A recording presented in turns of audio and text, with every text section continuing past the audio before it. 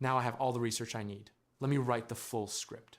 The average American household is hemorrhaging $432 every single month on things that used to make financial sense but no longer do. Not $432 on luxuries. $432 on things that feel completely normal. And the really uncomfortable part is that one item buried in that number, item number 9 on this list, is costing the median investor more than $170,000 over 30 years, voluntarily, with a monthly auto payment. Here's what this video is. 10 spending categories where the math has quietly and irreversibly broken against you. Not because you're bad with money, because the product changed, the market changed, or the psychology of the sale was always more sophisticated than you realized. I'm going to give you the actual numbers. I'm going to tell you when it flipped, and I'm going to tell you what to do with the money instead. Let me introduce you to the central concept of this video, because it's going to explain why almost everything on this list is still so popular, despite being a terrible deal. I call it the comfort premium. You're not paying for the product, you're paying for the feeling of having the product. The cable subscriber isn't watching 300 channels, they're paying for the feeling that 300 channels exist if they ever want them. The gym member isn't lifting weights, they're paying for the feeling of being the kind of person who could go whenever they decide to. The comfort premium is the invisible markup on every single thing on this list. And once you see it, you can't unsee it. Let's start. Cable television. You know where this is going, and you think you already know the story. You don't. Not the full version. The headline is familiar. Cord cutting is accelerating. Comcast's most recent full-year earnings show the company shed 1.15 million TV subscribers in 2025 alone. The company is now losing roughly 3,500 TV customers every single day. That's not a company in decline. That's a company in free fall, pretending to be stable because the press releases are written by people whose bonuses depend on it. But here's the part people miss. The argument for keeping cable was always live sports and news. That was the moat. That was the reason your parents wouldn't cut it. Here's what's actually happening. In May of 2025, for the first time ever, streaming accounted for 44.8% of total TV viewership, topping the combined share of cable at 24.1% and broadcast at 20.1%. Streaming is no longer the alternative. It's the main event. Cable is the alternative, and the price has become absurd. Cable customers in 2025 pay an average of $147 per month, with some paying over $200 monthly for premium packages. Meanwhile, households with multiple streaming subscriptions typically pay $70 or less per month total. That is not a small gap. That is a different world. You are paying $200 a month for the comfort premium on something you could replace for $70. You are literally paying $130 a month to not have to change the thing you've always done. Here's a practical thing. If you're holding onto cable for sports, you have options that didn't exist 3 years ago. Live TV streaming services now offer the same channels as cable, delivered over the internet, usually without hidden fees or contracts. YouTube TV, Hulu with live TV, Fubo TV. Sports is no longer the moat. The moat is inertia. And inertia is not worth $130 a month. In a few minutes, I'm going to show you the spending category, where the average person thinks they're spending $86 a month and is actually spending $219 a month. And the gap between those two numbers is one of the most psychologically interesting financial phenomena I've ever read about. But first, let's talk about the second largest purchase most people make in their entire lives, and why most people do it completely backwards. Brand new cars. There's a man I know, well-educated, financially literate, decent salary, who bought a brand new $50,000 SUV in early 2025. He financed it over 6 years at around 6% interest. His monthly payment was $767. He was proud of it. It had a new car smell. The backup camera had a little display that showed trajectory lines. The average new car price was $38,948 in 2019. In 2025, that average leapt to $50,000. That's a 28% increase in 6 years. Wages did not grow 28% in 6 years. So what happened? The comfort premium happened. The marketing got better. The financing windows got longer. And people kept buying because buying a new car feels like accomplishment in a way that buying a smart used car just doesn't. Here's what actually happens when you drive a new car off the lot. The first year experiences the biggest hit to the car's market value, with most vehicles losing about 20% or more of their original value.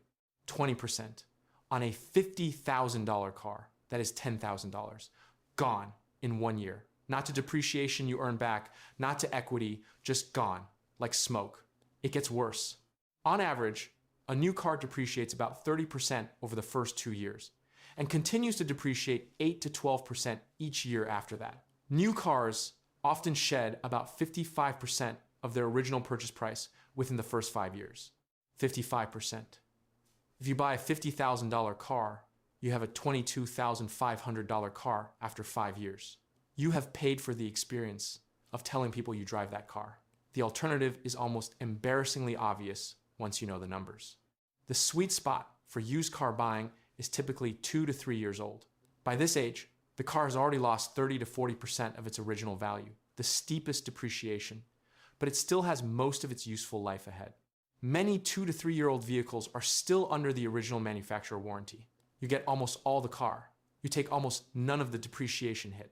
The only thing you don't get is the new car smell, which, by the way, is caused by volatile organic compounds off-gassing from the interior plastics, so you can stop romanticizing that part.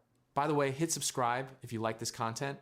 Otherwise, YouTube's algorithm may never show you my videos again. Here's what this is about at a deeper level. You think the problem with a new car is the purchase price, but actually, the problem is what happens to the $10,000 you lose in year one if you'd invested it instead. At 8% annual return over 30 years, that $10,000 becomes $100,900. You're not making a car decision, you're making a retirement decision every time.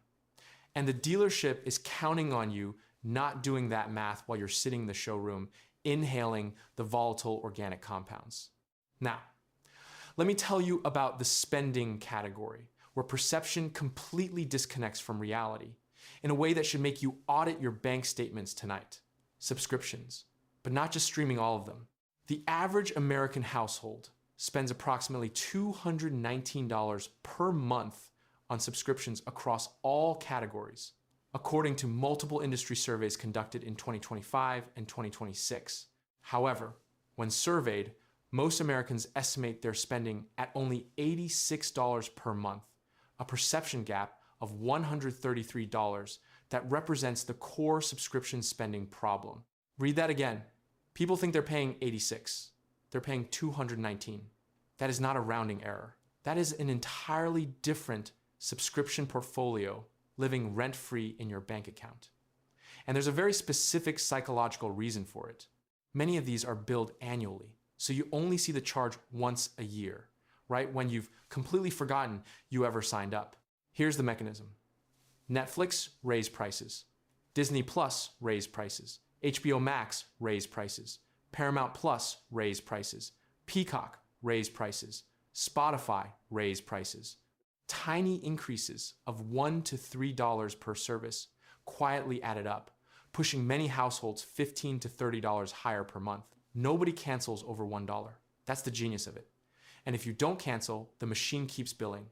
32% of Americans pay for at least one rarely used or unused streaming service. You are probably in that 32%. The streaming service you signed up for because someone told you a specific show was good. The show ended, you're still paying. The subscription is living in your bank account like a phantom. The comfort premium, alive and well. According to CNET's annual subscription survey, the average American spends $1,080 a year on subscriptions, with about $200 going towards services they don't even use. $200 a year, gone. Not to bad luck, not to inflation, to your own inattention, systematically exploited by companies whose entire retention strategy is making cancellation one extra click away. The practical fix is almost insultingly simple. Pull up your last 2 months of bank statements right now, sort by recurring charges, and cancel anything you haven't actively used in the last 30 days. Not might use, not will use when I get to season 3. Used. Most people find at least 3 to 5 charges they'd completely forgotten about. The average recovery from a 15-minute audit is $50 to $150 a month. That's your car payment. That's your grocery bill. You're working for it and giving it away on autopilot. Here's where it gets really interesting. Let me now tell you about extended warranties. Because this one is not just expensive, it's a masterclass in institutional psychology being used against you at scale, specifically at the moment you're most vulnerable. Picture the scene. You're buying a washing machine. You've already spent mental energy on the purchase. You're tired. The salesperson, who by the way gets a commission on this specific product, slides a piece of paper across the counter and says, "For just $100, we can protect this machine for 3 years. Peace of mind." And something in your brain goes, "Yes, peace of mind sounds good. I'm already spending money. What's another 100? Here is what that transaction actually looks like from the retailer's perspective. Many analysts estimate that less than 20 cents of every dollar spent on extended warranties gets paid out in claims. Unfortunately, companies that sell these plans usually don't disclose how much money they make from them. Less than 20 cents on the dollar. That's a worse deal than most casino games. But we keep buying it because the sales pitch is delivered in person, under social pressure, at the moment of maximum commitment. Among large retailers, only Lowe's provides insight. In its 2024 annual report, it disclosed $1.268 billion in deferred revenue from protection plan sales, with $561 million of that recognized as sales. Compare those earnings against the $210 million it paid in claims, and that means Lowe's paid out only about 16.6% of what it took in. 16.6%. For every $100 customers hand over, $16.60 comes back in claims. The rest is profit. Pure, clean, extracted from your anxiety about something breaking. Other retailers selling policies for third-party insurers typically pocket commissions of 40 to 60%. There's a specific one to watch out for that a former dealership finance employee once described in an interview. They share the internal paperwork on the warranties they were selling to customers for thousands of dollars. The specific aftermarket warranty they were told to push cost the dealership only $180, which they then marked up by thousands. It is pure profit for the store and a pure loss for you. The alternative is not heroic. It's just a savings account. Take every extended warranty you would have bought, put that money in a dedicated account, and let it accumulate. When something breaks, you use that fund. Statistically, you will come out ahead. You will also be in charge of choosing your own repair shop, which matters a lot because many retailers' warranties lock you into using the seller's own shop or a designated facility. Here's something interesting, and this is the part people don't realize. Many credit cards automatically provide free extended warranties when you use them to pay for products with manufacturer's warranties. Read your credit card benefits. You might already have coverage you're paying a retailer to duplicate. The comfort premium at its purest. Here is the part that nobody is comfortable discussing. Your financial advisor, the one who calls themselves a wealth manager, charges 1% of your assets under management annually and sends you a nice PDF every quarter that shows your portfolio next to some benchmarks. Stay with me because this next part changes everything. The benchmark they're comparing themselves to is, most of the time, the S&P 500. And here's what S&P Global's own data says about how active fund managers perform against that benchmark. According to new data from S&P Dow Jones Indices, 79% of US large cap equity fund managers underperformed the S&P 500 in 2025. It was the fourth worst year for these managers in the report's 25-year history. This was the 16th consecutive year in which the majority of fund managers in this category have lagged the index. 16th consecutive year. Not a bad stretch, not a rough patch. 16 years in a row. And it gets worse as the time horizon extends. Over 3 years, 67% underperformed the S&P 500. Over 5 years, 89% underperformed. And over 20 years, 93% underperformed. Now here's the reversal. You think the problem is the fund manager's performance, but actually the problem is the fee, because even the 7% who beat the index over 20 years might not have beaten it after fees. Just 21% of active strategies survived and beat their index counterparts over the 10 years through June 2025, Morningstar found. 21%. That means 79% of people paying for active management paid more to receive less. The math is almost elegant in how brutal it is. Here is where this connects to the person watching this video right now. Let's say you have $200,000 invested. Your advisor charges 1%. That's $2,000 a year. But compound that fee over 30 years against what you would have earned with a simple low-cost index fund charging 0.05% per year. The difference is not the annual fee. The difference is what that money would have compounded into. Over 30 years, a 1% annual fee on $200,000 costs you approximately $170,000 in lost compounding. Not in fees you paid, in returns you didn't receive. $170,000 for a quarterly PDF and a nice voice on the phone when markets dip. I'm not saying financial advisors provide zero value. Some do, especially on tax planning, estate structuring, and behavioral coaching during crashes. But if you're paying 1% AUM for someone who is selecting active funds that underperform the index 93% of the time over 20 years, you are not receiving advice. You are receiving the comfort premium in a suit. Here's something I built specifically around this problem, and I want to tell you about it because it connects directly to what I was just describing. The data I've been sharing tonight around active management and fee drag are exactly the kinds of numbers that should change decisions, but usually don't, because knowing information and building a system around it are genuinely different things. That's the gap I tried to close when I wrote the exit code. The exit code is a digital book built on 50 years of actual retirement data, not opinion, not projections, not motivational language. Data, it's 8 chapters of research designed around a single question. How do you mathematically determine your actual exit date from the working world? And how do you not blow up that plan in the process? Because here's the thing. If 89% of active funds underperform over 5 years, and your retirement strategy is built around a fund manager beating the market, your timeline isn't a plan. It's a hope.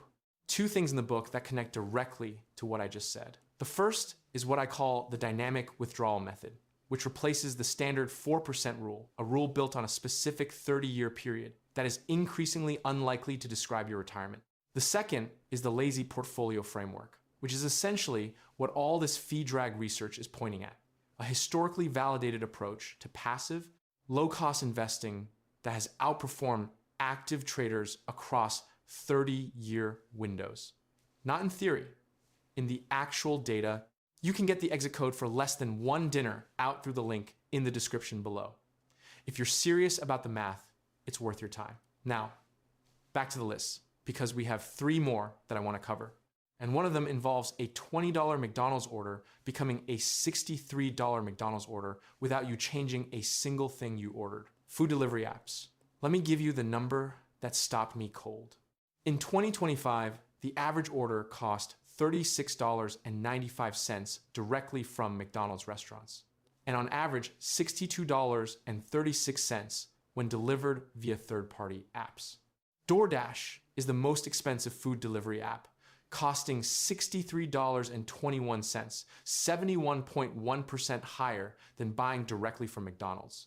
71% on a McDonald's order, not a luxury restaurant, a Big Mac combo, and some nuggets.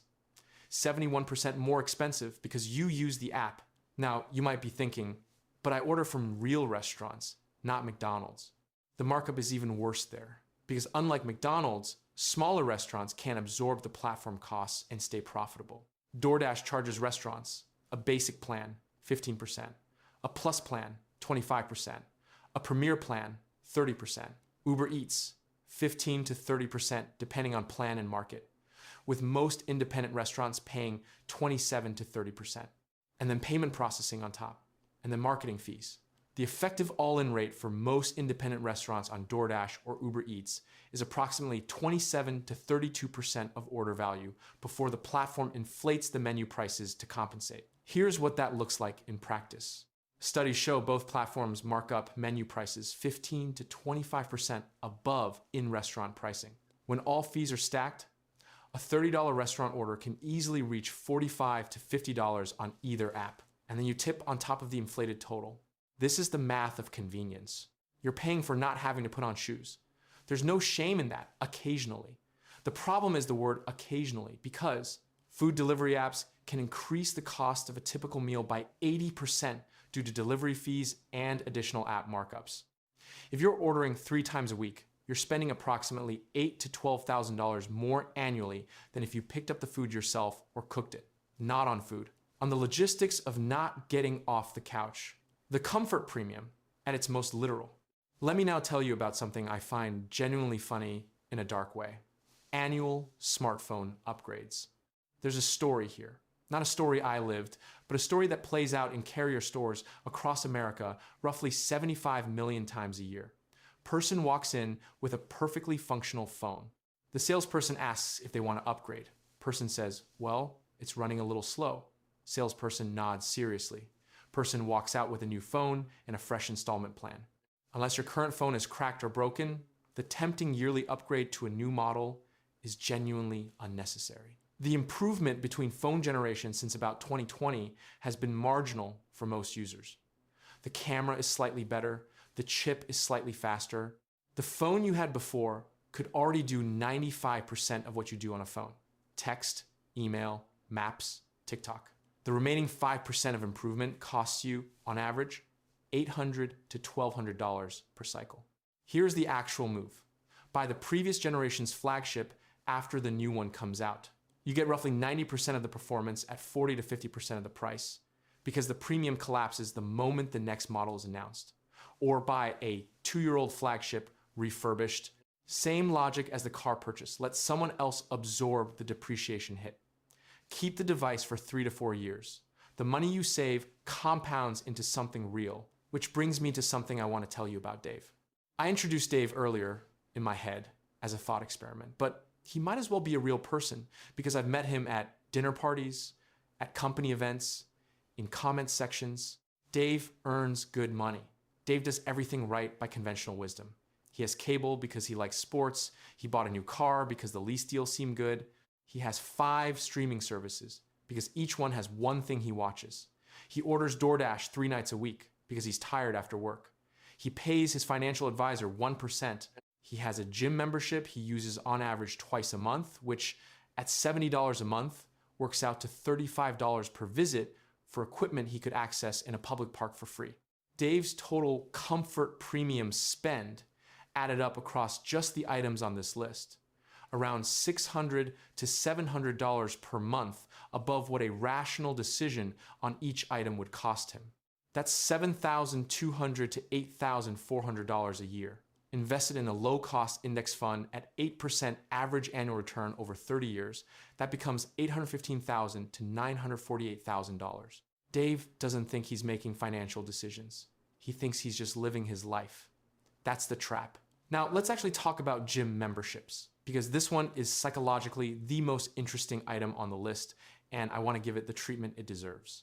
The financial impact of unused gym memberships is staggering, with estimates indicating that Americans waste approximately $1.3 billion annually on fees for memberships they never utilize. A significant 67% of gym memberships go completely unused. Hold on, 67%. That seems high. And it is disputed. Some recent data suggests the number has come down as engagement has improved. But here is the undisputed part. 50% of new members quit within the first 6 months. Half gone within 6 months. And most of them don't cancel the membership.